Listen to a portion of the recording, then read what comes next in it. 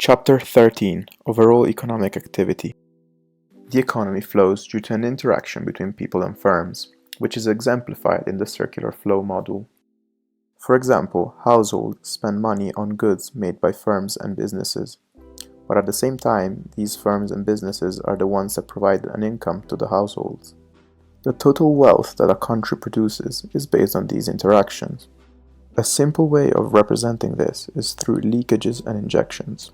For example, if consumers decide to save their income, this creates a leakage in the economic flow, as there is less money to be spent on goods produced by firms and businesses.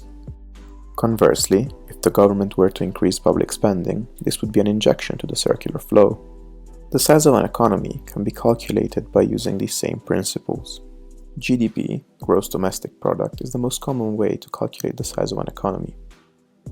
It is calculated by adding up injections such as consumer spending, investment and government spending and exports, and taking away leakages such as imports.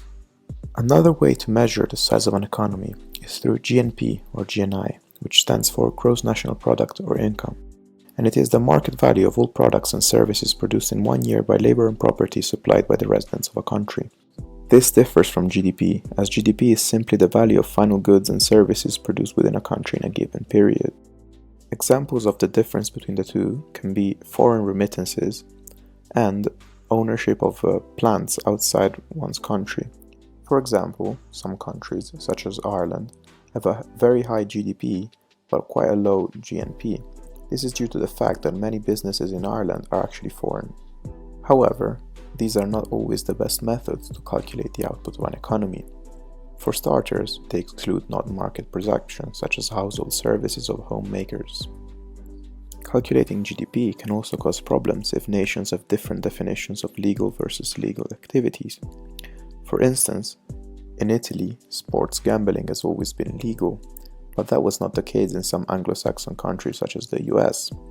So in the previous years, a comparison between the two economies might have been more difficult because of this gap.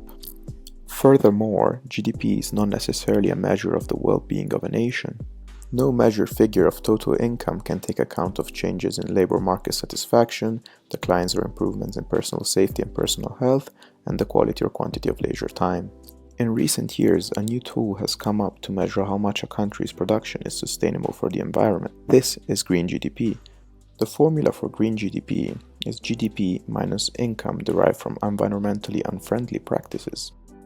Despite their limitations, tools such as GDP are extremely useful to understand where a country is standing on the economic cycle.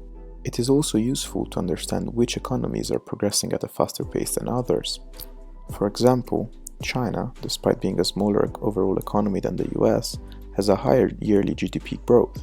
In 2019, it was 6.1% compared to the US's 2.3%. We can use these examples to answer IB questions. In the 10 marker, we would have to define what a leakage and an injection is, analyze the circular flow, and show how changes in leakages and injections might alter the actual flow of the economy. In the 15 marker, instead, we would have to look at how GDP measures wealth and not the living standard, as well as changes between GDP and GNI. Another thing that should be mentioned is how GDP is compared between years by using real GDP, accounting for inflation.